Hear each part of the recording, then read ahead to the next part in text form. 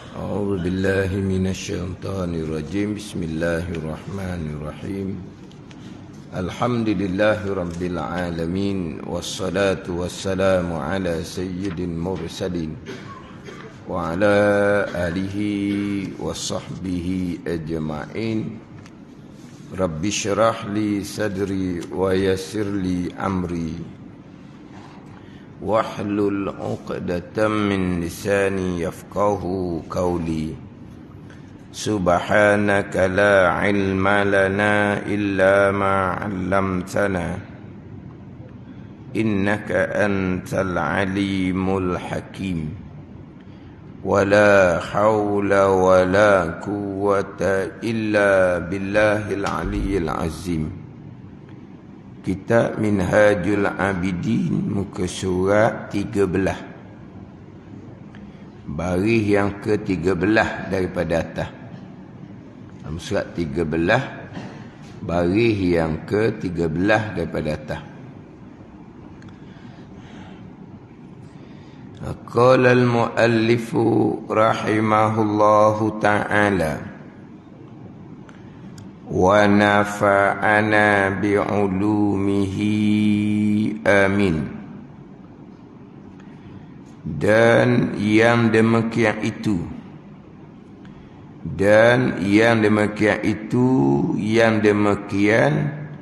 ilmu yang memberi manfaat, membuahkan, menghasilkan akan takut akan Allah Subhanahu wa ta'ala, bahawasanya barang siapa yang tiada mengenal akan dia akan Allah, akan sebenar makrifah, akan sebenar-benar mengenal Allah Subhanahu wa ta'ala, tiada haibah akan dia akan Allah, akan sebenar-benar haibah, dan tiada membesar akan dia akan Allah, akan sebenar-benar membesar, dan tiada berkhidmat ia akan Allah Subhanahu wa ta'ala, dan tiada berkhidmat ia akan Allah Subhanahu wa ta'ala, tiada berkhidmat ia akan Allah Subhanahu wa ta'ala, akan Allah, akan sebagai khidmatnya, dan tiada berkhidmat, mana tiada melakukan ketaatan ia barang siapa akan Allah, akan sebagai khidmat, akan sebagai sebenar-benar khidmat taat akan Allah Subhanahu wa ta'ala. Dan yang demikian itu, yang demikian terdahulu, ilmu yang memberi manfaat akan membuahkan, akan menghasilkan takut akan Allah. Dan yang demikian itu, yang demikian ilmu yang bermanfaat akan membuahkan, akan menghasilkan takut akan Allah Subhanahu wa ta'ala, bahawasanya barang siapa yang tidak mengenal akan Allah Subhanahu wa ta'ala, akan sebenar makrifah, akan sungguh-sungguh mengenal akan Allah Subhanahu wa ta'ala, tiada haibah akan dia akan Allah, akan sebenar-benar haibah.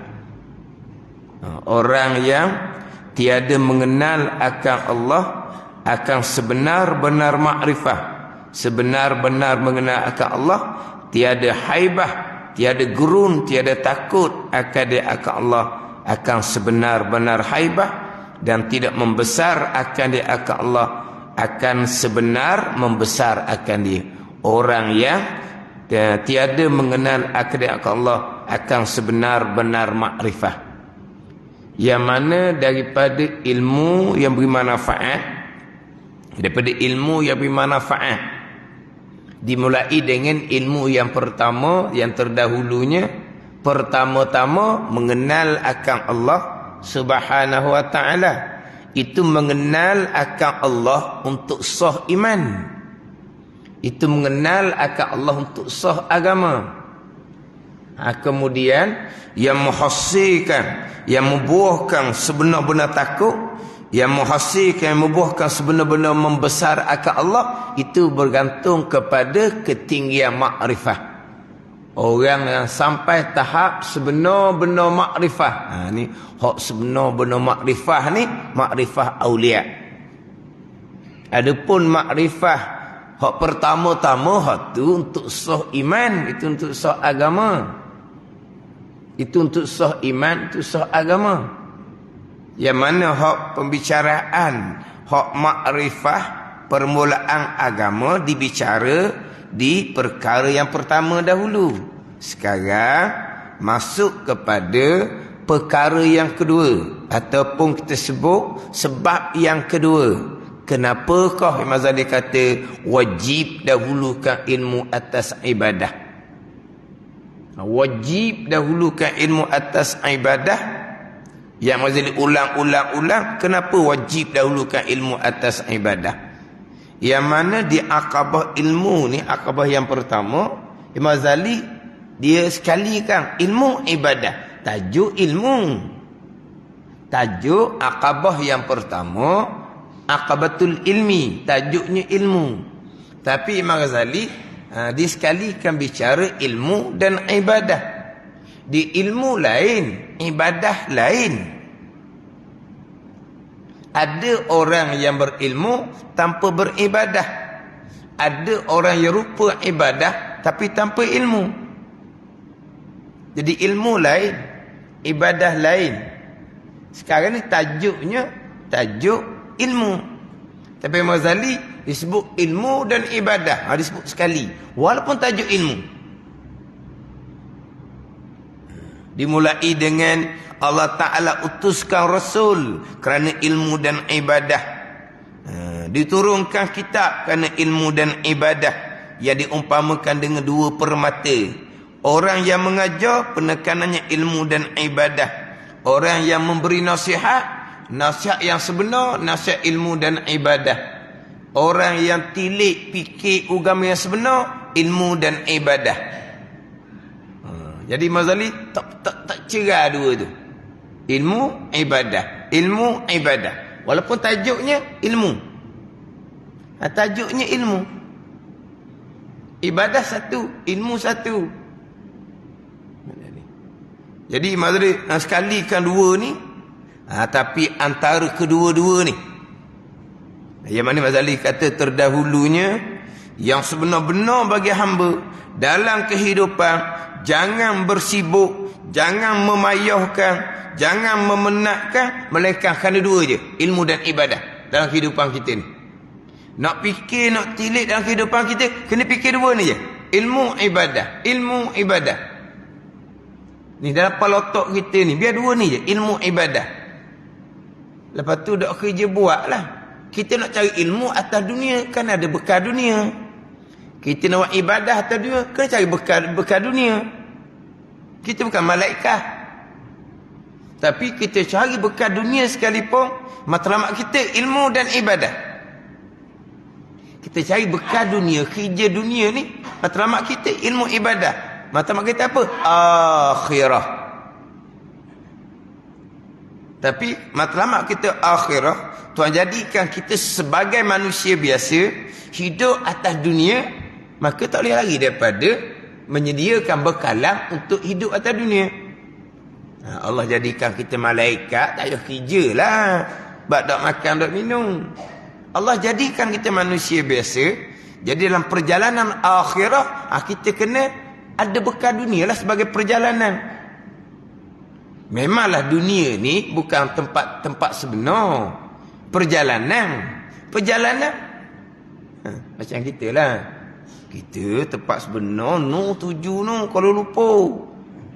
Perjalanan. Dah perjalanan, tak payah kenderaan. Kena ada kenderaan, tak payah minyak-minyak. Matlamat kita Kuala Lumpur. Betul lah matlamat kita Kuala Lumpur. Perjalanan pergi Kuala Lumpur tu nak naik apa? Kena ada kenderaan lah. Dah kenderaan, kena ada minyak. Tu pemahaman dia. Jadi kenderaan ke minyak ke, itu untuk tempat tuju yang sebenar. Boleh sebut kata matlamat kehidupan kitanya, fikir tilik ilmu ibadah majalah kata bukan tinggal dunia. Dunia untuk matlamat ilmu dan ibadah, dunia untuk matlamat akhirah. Dunia belaka kita ni makan, minum. Tapi makan minum kita kenapa? Kerana nak ilmu dan ibadah untuk akhirah. Jadi maknanya jangan duk bimbang, jangan duk sibuk, jangan duk payah, jangan duk tilik masalah kata, melainkan ilmu dan ibadah. Selain daripada ilmu dan ibadah masalah kata, sia-sia, tak ada faedah. Pada ni. Jadi matlamat hidup kita ni, kita jadikan matlamat hidup keluarga kita ilmu ibadah untuk akhirah. Selain daripada tu, sia-sia, tak ada faedah. Kemudian antara ilmu dan ibadah ni lah yang tak boleh cerah tangga. Antara dua permata ni, mana yang paling mulia, mana yang paling afdal, iaitu ilmu. Walaupun tak boleh cerah dengan ibadah. Ilmu yang paling mulia, yang paling afdal, ilmu. Kemudian barulah ibadah. Walaupun antara dua ni tak cerah tangga. Ilmu tanpa ibadah pokok yang tidak berbuah. Rupa ibadah tapi ilmu, itu tertolak awak-awak. Itu bukan ibadah yang sebenar. Ilmu tanpa ibadah pokok yang tidak berbuah. Ibadah tanpa ilmu tolak awak-awak, bukan ibadah. Itu adah juga. Maknanya semata-mata ilmu manfaat dah. Ada pokok boleh berteduh, tapi buah tak ada pada masa tu. Pada masa lagi akan mudah-mudahan berbuah. Tapi kalau ibadah tapi ilmu, awak-awak tak ada ibadah dah. Selama-lama awak ambil ibadah tapi ilmu, selama-lama bukan ibadah. Tapi dengan ilmu tanpa ibadah tetap panggil ilmu. Tapi ilmu yang tidak bermanfaat, pokok yang tidak berbuah. Ketika belum dia ambil manfaat, ketika pokok belum berbuah, terbuka hati kemudian dia pun ambil manfaat. Maknanya ilmu kekal, cuma tidak digunakan. Digunakan ilmu yang bermanfaat, ilmu yang digunakan untuk amal ibadah. Tapi amal ibadah tanpa ilmu tolak awal-awal dah. Sampai kesudah pun tak ambil ibadah. Ini beza antara ilmu dan ibadah. Kemudian ilmu apa yang tidak diambil manfaat? Ilmu apa yang tidak kita beramal? Ilmu apa? Ilmu tauhid. Tahu tidak berpegang. Hak paling besarnya ilmu tauhid. Belajar tauhid saja, tak beramal, dengan tidak berpegang. Ada ke gitu? Belajar sifat Allah, belajar sifat Rasul, tahu ada ilmu, tapi tak pegang. Gitu. Tahu berkaitan dengan malaikat, tahu saja, lepas tu tak pegang. Tahu berkaitan dengan akhirah, tahu saja, tapi tak pegang. Tahu berkaitan dengan qadar dan qada, tahu saja, lepas tu tak pegang. Ada ke orang berilmu tanpa berakidah?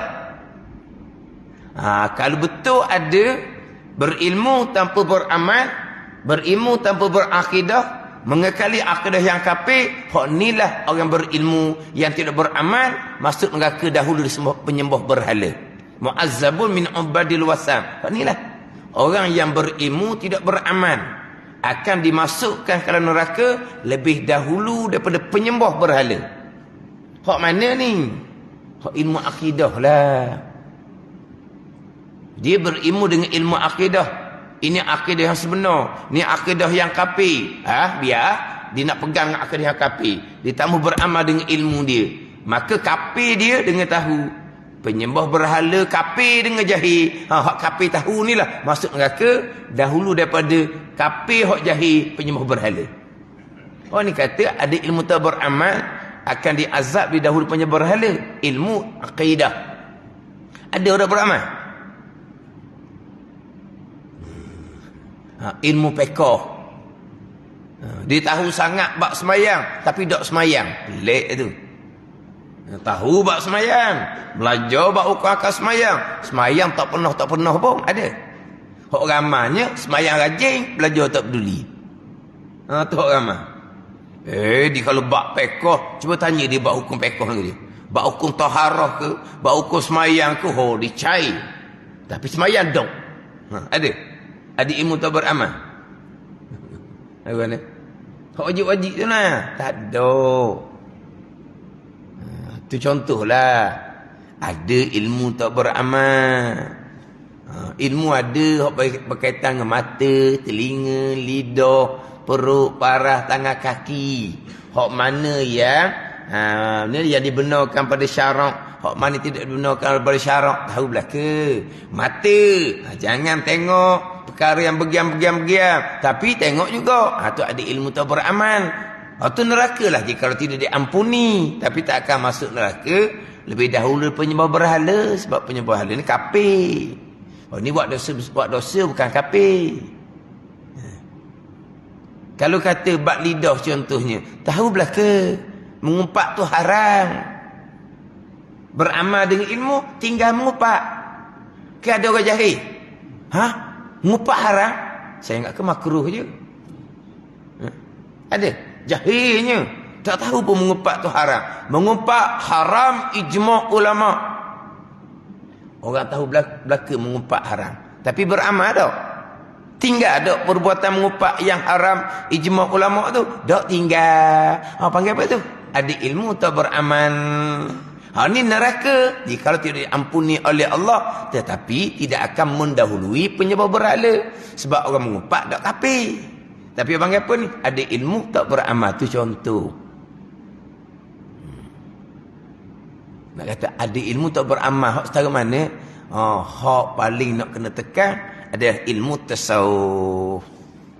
Sebab apa? Amal batin ni hak paling sukar.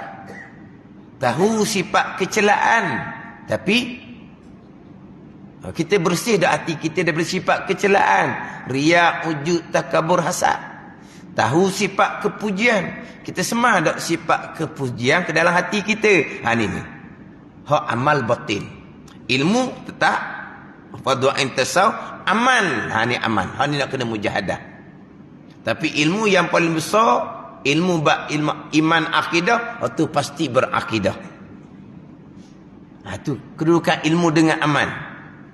Kalau ada kata ada ilmu tak beramal, adalah hak maksiat tidak ditinggalkan, tahu belaka itu maksiat. Hak batin ni, riak, ujub, takabur, tahu dosa besar, neraka tidak ada ampuni, tapi mengekali. Mana panggil ada ilmu tidak beramal. Tapi jalanan tu nanti perlahan dia akan timbullah untuk beramal. Pokok pangkalnya ilmu. Pokok pangkalnya ilmu. Sebab tu dia ilmu dengan amal ni, dia kewajipannya atas orang yang baligh. Tapi dalam bab ilmu ni, kalau disempurnakan oleh ibu bapa, maknanya selesai dah. Sebelum balik, beres dah ilmu fardhu ain tauhid, ilmu fardhu ain fiqh, ilmu fardhu ain tasawuf. Belum balik lagi dah. Mak ayah hajar molek dah sininya. Dia tak ada kewajipan lagi. Mula daripada balik, dia hanya beramal sahaja. Dia mula cari dah. Mana penting ilmu ni, sebelum balik biar selesai. Mak ayah kena ajar fardhu ain tauhid, fiqh, tasawuf. Biar beres permulaan ilmu ni. Lepas tu amal, latih. Dia balik sahaja. Akidah comel, semayang comel, hati comel. Ni hak amal. Tapi permulaannya ilmu. Lepas tu wajib dahulukan ilmu atas ibadah. Maksud datangkan dua, kerana yang pertama supaya ibadah kamu berhasil, dan supaya ibadah kamu sejahtera daripada perkara membatalkan paling ibadah. Supaya ibadah kamu berhasil, ulang sama mudah, tauhid dan fiqh. Tauhid dan fiqh untuk berhasil ibadah. Nak berhasil semayang, sah semayang, akidah kena comel, semayang kena comel. Barulah pergi kepada sejahtera pahala ibadah daripada sifat-sifat yang membatalkan pahala ibadah. Ilmu tasawuf. Atau Sebab yang pertama, kenapa wajib dahulukan ilmu atas ibadah? Panjang Mazali cerita. Pertama-tama, mengenal akan Allah Subhanahu wa ta'ala. Itu hak mengenal makrifah yang untuk sah iman. Daripada ilmu amal ni, ilmu bermanfaat, hak inilah yang menimbulkan takut akan Allah Subhanahu wa ta'ala. Itu sebab yang kedua. Kenapa wajib dahulukan ilmu atas ibadah? Ilmu ni hak permulaan tu, ilmu mengenal Allah Subhanahu wa ta'ala. Terkadang engkau beriktikad dengan iktikad yang menyalahi iktikad yang sebenar, iktikad ahli sunnah wal jamaah, maka ibadah kamu jadi debu yang bertaburan. Ni bab akidah. Boleh pindah pada bab fiqh. Terkadang puluh-puluh tahun melakukan amal ibadah, tapi taharahnya tidak menepati sunnah Nabi. Ini bab semayangnya tidak menepati sunnah Nabi sallallahu alaihi wasallam. Tak menepati syariat Nabi. Bertaharah tapi tidak menepati syariat Nabi sallallahu alaihi wasallam. Bersembahyang tapi tidak menepati syariat Nabi sallallahu. Dan kadang puluh-puluh tahun mazhar kata, dan kadang engkau tidak menyedari. Bila tahunya taharah tidak menepati syariat Nabi, sembahyang tidak menepati syariat Nabi, bila tahu? Lepas dia mati. Kosong, tak ada apa perkara pun. Kalau tidak, belajar hak ilmu yang kedua, ilmu fiqh, untuk menjadikan ibadah tu berhasil jadi sah. Ini kitab Minhaj ni. Biar faham boleh. Tunggal-tunggik, rajin sangat. Tapi bab fiqh tak belajar. Itu nombor 2 tu. Akidah macam mana? Itu nombor 1. Kalau tak tunggal-tunggik saja je lah. Tunggal-tunggik saja, mati tak ada bahagian. Kita buat amal ibadah ni bukan nak suruh panggil kita baik. Bukan orang nak suruh orang pandang kita pandang baik. Bukan. Kita amal ibadat ni bekal akhirah. Bekal akhirah, akidah kena comel. Semayang kena comel. Tu bekal akhirah. Comel dah tu. Kena sejahtera pula daripada sifat-sifat hati yang membatalkan pada ibadah. Tu ilmu tasawuf. Panjang pula dari cerita bab ilmu tasawuf. Ada ni. Kewajipan zahir semayang tidak tinggalkan sebab perintah Al-Quran. Kewajipan zahir puasa tidak ditinggalkan sebab itu perintah Al-Quran. Tapi taubah, syukur, sabar, tawakul, ikhlas, itu pun perintah Al-Quran juga. Daripada Tuhan yang sama, kenapa tidak dikerjakan? Dan kenapa semayang? Quran perintah, Allah perintah. Kenapa puasa? Quran perintah, Allah perintah. Tapi Quran bukannya perintah semayang puasa. Taubah, Quran wajib ijma' ulama. Sabar, perintah Quran wajib ijma' ulama. Syukur, perintah Al-Quran wajib ijma' ulama. Wasbiru, bersabar oleh kamu. Sama je. Aqimus salah, sama je amar. Dirikan oleh kamu akan semayang. Falyasumhu, puasa oleh kamu. Sama juga. Wasbiru, sabar oleh kamu, Quran. Washkuru, syukur oleh kamu, Al-Quran. Fatawakkalu, bertawakul oleh kamu, perintah Al-Quran. Hak semayang puasa, perintah Quran, buat. Hak perintah batin. Ni. Hak ilmu yang 3 pula, ilmu tasawuf. Hak ni barulah nak jadi bekal akhirah amal ibadah kita. Lepas tu panjang dari cerita hak ilmu yang ketiga, ilmu tasawuf.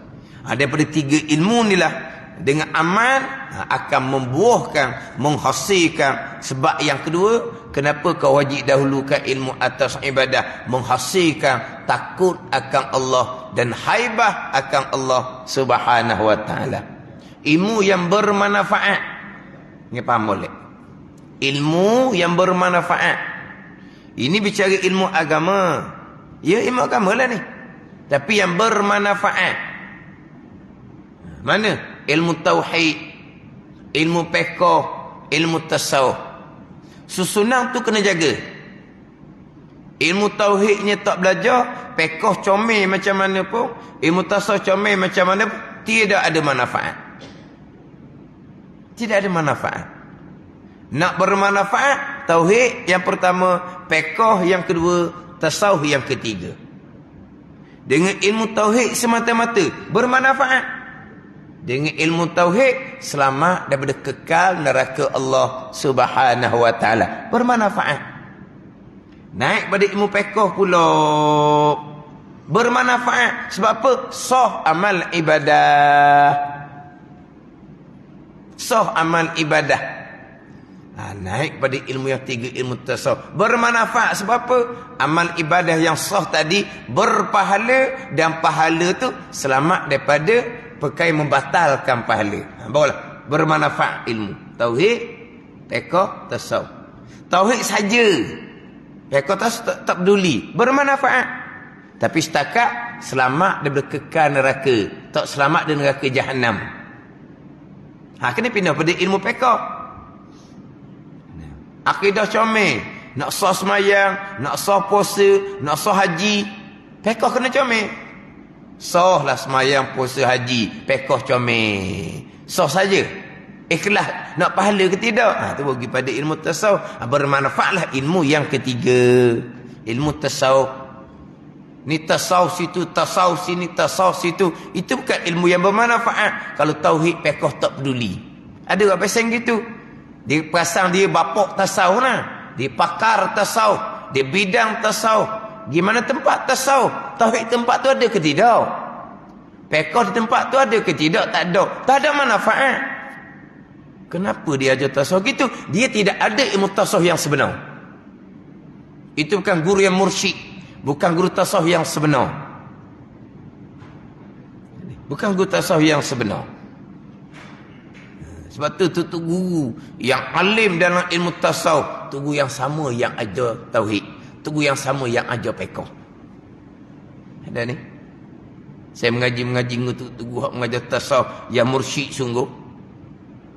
Almarhum Tuan Guru Haji Rahman Bakar Baru, almarhum Puan Sumik Gunung. Tapi almarhum Tok Guru ni jugalah yang mengajar tauhid sifat 20. Almarhum Tok Guru ni jugalah yang mengajar fiqh fardu ain. Tapi tauhid sifat 20 ni sekadar fardu ain lah. Hak bab fiqh sekadar fardu ain. Hak dia mengulangi, mendalami, hak tasawuf termasuk tasawuf haqiqah. Kitab hikam, kitab adrun nabi. Tapi tu guru yang sama yang ajar tauhid dan fiqh. Ini tu guru tasawuf yang mursyid, yang sebenar. Bukan yang hanya perasan. Seperti dialah tasawuf. Orang lain tak pandai belaka. Sebab dia pakar, dia yang dia. Tauhid dia ajar ke tak? Fiqh dia ajar ke tak? Tempat yang nak ajar tasawuf tu ada tak tauhid fiqh? Tak ada. Dia tidak bawa ilmu tasawuf yang sebenar. Sebab dia bukan guru mursyid. Sebab dia tidak ada ilmu yang bermanfaat. Terkadang orang yang sama ni kalau bicara tauhid boleh bicaralah. Tapi kalau orang dengar orang tahulah. Mana apa? Tak belajar molek. Mengajar fiqh bolehlah mulut boleh cakap. Tapi bukan fiqh yang sebenar, bukan fiqh dengan berguru, fiqh dengan membaca. Sebab apa? Dia pun tak lepas ilmu fardu ain tauhid dan fiqh. Tasawuf fardu ain pun tak lepasnya. Dia pun cerita panjang-panjang sebab dia orang pandai berbicara, banyak membaca. Orang pun dengar istilah-istilah tasawuf yang tinggi-tinggi, kita pun kata, oh dia ni pakar tasawuf. Sebab apa? Dia cerita bab aulia, cerita bab maqamat, cerita bab ahwal. Tinggi. Dia cerita sebab dia banyak baca. Dia banyak baca, orang cerdik pula. Ni. Tasawuf yang bermanfaat, tauhid, fiqh. Tasawuf bermanfaat, tasawuf. Ini nak pastikan ilmu yang bermanfaat. Orang yang nak mengajar ilmu manfaat, dia sendiri pada masa belajar, dia dapat ilmu yang bermanfaat, dia akan curah ilmu yang bermanfaat. Dia dapat ilmu bermanfaat, tauhid, fiqh, tasawuf. Dia akan curah ilmu yang bermanfaat, tauhid, fiqh, tasawuf. Ada ni. Tapi kalau dia tidak mengajar ilmu bermanfaat, dia sendiri tidak ada di dia tu ilmu yang bermanfaat. Ada ni. Samalah. Tasawuf ke fiqh ke samalah. Fiqh. Saya bidang fiqh. Saya ahli dalam bidang fiqh. Dan tauhid awak mengajar ke tak? Tauhid tak berapa. Fiqh dia bukan fiqh yang bermanfaat. Mari nak mengajar fiqh, dia kena pastikan tempat tu ada ilmu tauhid. Di sini macam mana? Ada tak kitab Tauhid 420? Ada dah. Ajar pekoh. Ajar lah. Dah hebat pekoh kan? Ajar pekoh. Bermanfaat lah. Sebab di tempat tu ada dah Tauhid 420. Apa tu? Tambah selagi pula ilmu tasawuf. Ilmu yang bermanfaat, yang membuahkan takut akan Allah Subhanahu wa taala, haibah akan Allah Subhanahu wa taala. Didatangkan ayat innama yakhsyallaha min ibadihil ulama. Innama adatu hasrin, hanya senya. Inna bahawasanya tu taukid. Inna bahawasanya. Adapun innama hanya senya. Pada hanya senya tak ada selain daripada hanya senya takut akan Allah daripada hamba Allah oleh orang yang berilmu. Hanya senya takut akan Allah daripada hamba Allah oleh yang berilmu. Dengan makna la yakhsyallaha min ibadi ilal ulama. Tidak takut akan Allah daripada hamba melainkan orang berilmu saja. Innama hanya senya, tidak ada yang lain. Siapa yang takut akan Allah? Orang yang berilmu. Innama adatu hasrin. Hasar ni hanya senya, tidak ada yang lain. Hanya senya takut akan Allah daripada hamba-hamba Allah oleh orang yang berilmu. Ilmu mana? Ilmu yang bermanfaat, tauhid, fiqh, tasawuf. Kemudian takut akan Allah ni pula dia ada kedudukan.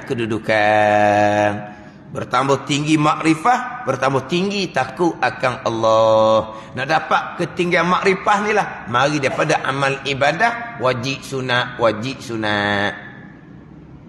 Tapi makrifah permulaan agama itu untuk sah iman, untuk sah agama. Ini pergi pada kedudukan pula ketinggian makrifah. Mari daripada ilmu yang bermanfaat, ilmu amal. Dan yang demikian. Ilmu yang bermanfaat membuahkan masukan takut akan Allah ni. Bahawasanya barang siapa yang tiada mengenal akan dia akan Allah, akan sebenar makrifah.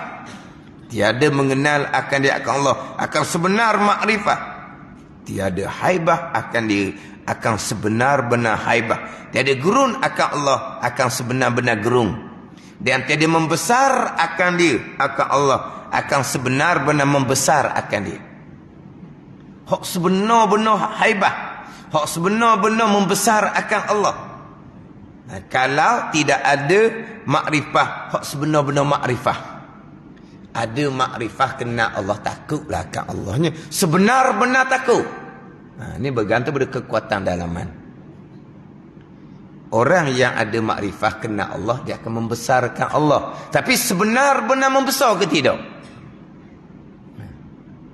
Kalau kita semayang, Allahu Akbar, Allah Maha Besar, membesarkan Allah sebab kita hamba. Tapi sebenar-benar membesar ke tidak? Di hati kita tu, Allah yang Maha Besar ke dunia yang Maha Besar? Tapi membesarkan Allah. Sebab kita ni hamba yang lemah. Tapi sebenar-benar membesar ke tidak?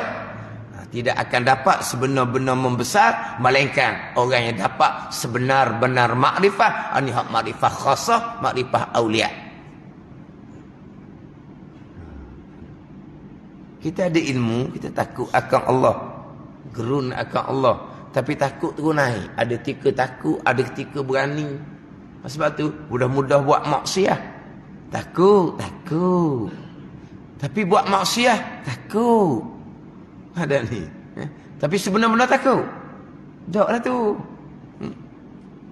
Macam ginilah. Takut ke mak ayah backing. Oh, takut sungguh tak buat langsung. Hak mak ayah marah. Takut. Batang ngelik. Batang ngelik buat. Takut.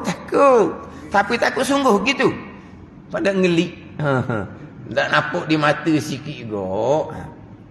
Dah tanya dia, takut tak ke ayah? Takut. Lepas tu membuat benda ni. Pada ni.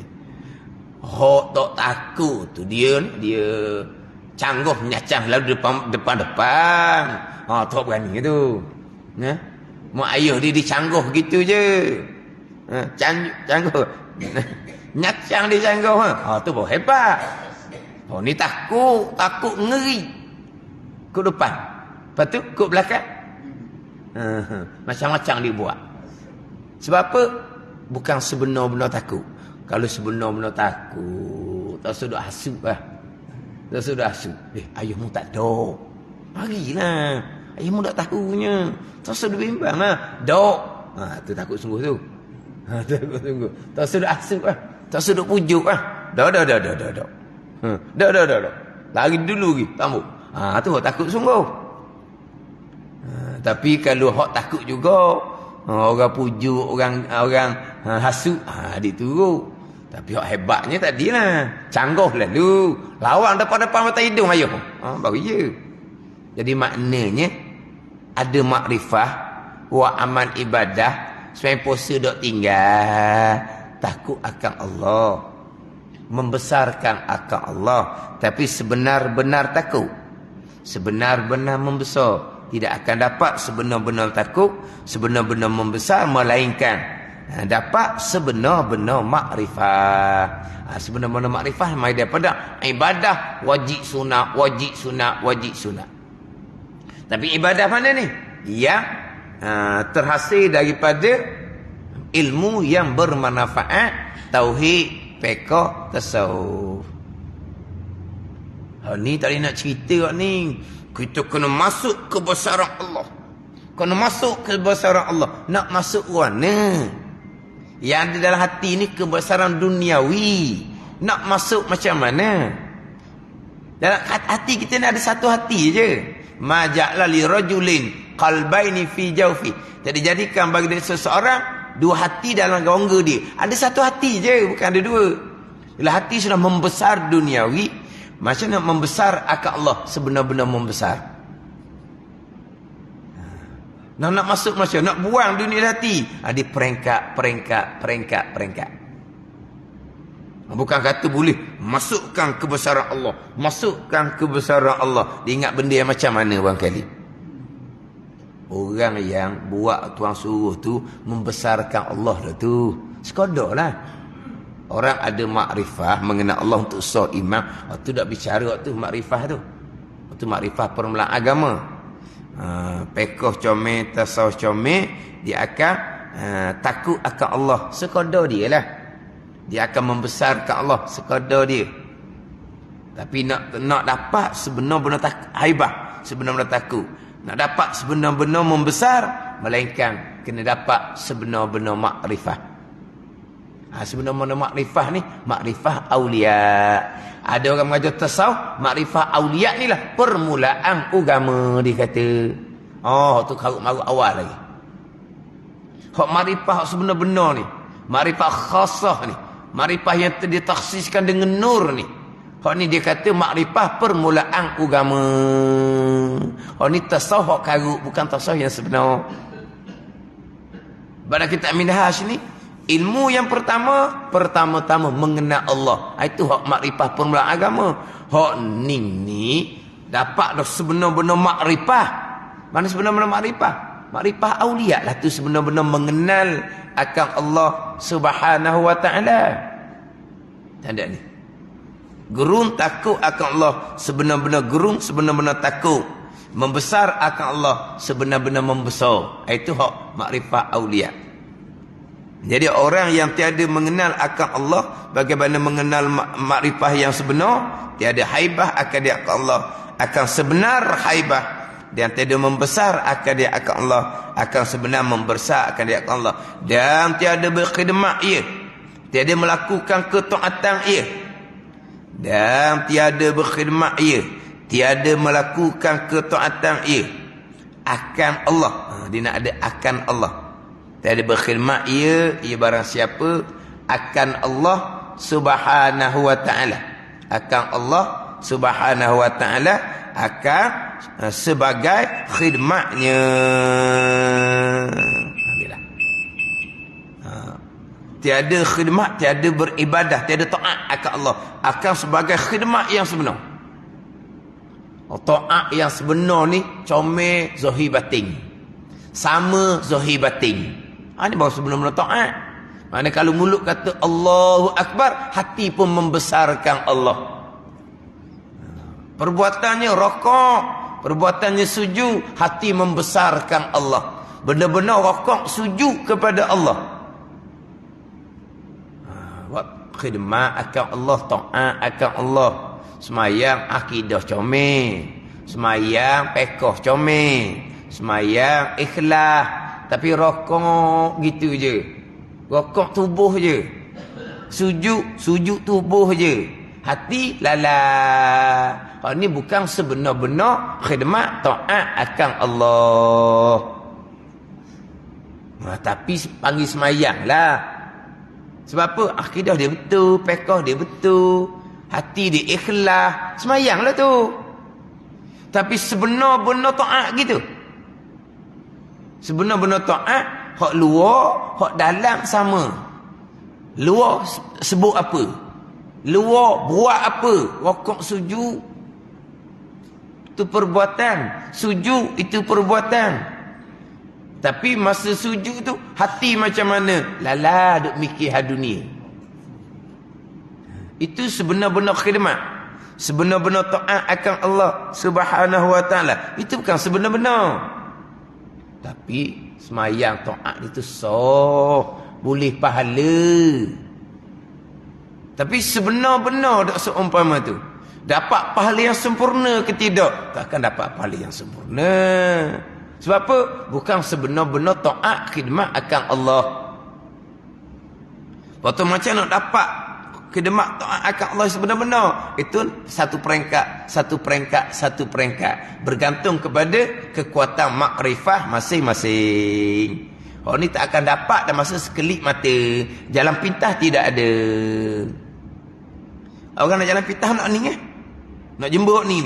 Nak dapat hak sebenar-benar. Tapi pada tauhid fiqh tasawuf tak belajar pun. Waktu jalan sesat. Lepas tu nak sampai tahap ni atas kurniaan Allah Subhanahu wa taala. Yang pentingnya kita betul mengenal Allah, akidah kita, iman kita sah. Kita betul takut akan Allah, taat zahir, taat batin. Tu hak takut akan Allah. Kita betul-betul membesarkan akan Allah kita sebagai hamba sekadar. Tapi kalau tauhid fiqh tasawuf tak peduli, wa amal ibadah, tu tak ada haibah, tu berani dengan Allah Subhanahu wa taala. Tu tak ada khidmah, tak ada taat seumpama tu. Bahkan zanbun kabir, dosa besar pula situnya. Pada ni. Ni hak amal ibadah terhasil. Amal ibadah sejahtera. Sebab yang pertama dahulu. Amal ibadah berhasil sah, tauhid fiqh. Amal ibadah sejahtera daripada perkara membatalkan kepala ibadah, ilmu tasawuf. Nak siapa tangga hak makrifah ni pula satu-satu peringkat. Kita bukan nak takarrub, nak menghampirkan diri dengan Allah. Nak takarrub ilallah. Yang pertama, kita ni betul-betul hamba Allah Subhanahu wa taala yang tidak dimurkai pun alhamdulillah.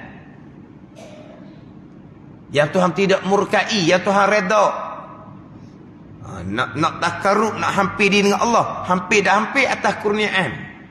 Kita ni betul-betul dak mereka yang alladzina amanu wa amilus solihat. Betul ke tak? Radhiyallahu anhum tu. Hak Tuhan redha, betul ke tak? Maknanya Tuhan redha, Tuhan tak murka. Alhamdulillah. Menghampirkan diri dengan Allah itu atas kurniaan. Dia tak boleh nak gopoh lah. Istijah dan kitab minhaj dia bicara sifat kecelaan, gopoh, nak segera nak dapat ni sebenar-benar makrifah, supaya sebenar-benar haibah akan Allah, supaya sebenar-benar membesar akan Allah, supaya benar-benar berkhidmat beribadah kepada Allah. Dia pun nak lopak-lopak, mudah diperdaya oleh syaitan. Ini atas kurniaan, atas kurnia Allah Subhanahu wa taala yang kita belajar wa amal ni. Kenapa? Kerana haibah, takut akan Allah, kerana membesarkan akan Allah, kerana nak berkhidmat, nak beribadah akan Allah Subhanahu wa taala pada masing-masing. Janji ibadah tu berhasil sah tauhid fiqh. Janji ibadah tu sejahtera daripada sifat-sifat hati yang membatalkan pahala ibadah. Terhasil dah takut akan Allah Subhanahu wa taala, walaupun tak tercapai lagi sebenar-benar takut. Nak tercapai sebenar-benar takut, sebenar-benar haibah, sampai kepada sebenar-benar makrifah. Makrifah aulia, makrifah khasah dipanggil. Kitanya makrifah fardu ain, permulaan agama, dipanggil makrifah ammah. Itu kena beza molek. Jangan siapa ke sebenar-benar makrifah itulah, makrifah aulia itulah permulaan agama. Waktu salah atas darat orang panggil. Ada orang ajar tasawuf seumpama tu. Mengajar tasawuf, makrifat aulia ni lah permulaan agama. Itu kata kena hati-hati sekarang. Tasawuf sekarang kena hati-hati. Ada yang tasawuf membaca. Tasawuf membaca. Akhirnya tauhid fiqh tak peduli. Maka jadilah ilmu itu membuahkan ta'ah sekaliannya dan mendinding kepada manusia sekaliannya dengan pertolongan Allah Subhanahu wa taala. Dan tiada di belakang dua ini yang dikosak bagi hamba di dalam ibadah akan Allah Subhanahu wa taala. Wallahu a'lam. Bismillahirrahmanirrahim. Alhamdulillahirabbil alamin. Wassalatu wassalamu ala sayyidil mursalin wa ala alihi wa sahbihi ajma'in. Allahumma iftah alaina futuhal arifin. Allahumma allimna ilma akdamin wa fahimna famasabikin warzuqna ruqat talibin. Allahumma zidna ilma wa alhiqna bis salihin. Wa sallallahu ala sayyidina Muhammadin wa ala alihi wa sahbihi wa sallam. Walhamdulillahi rabbil alamin. Takbir.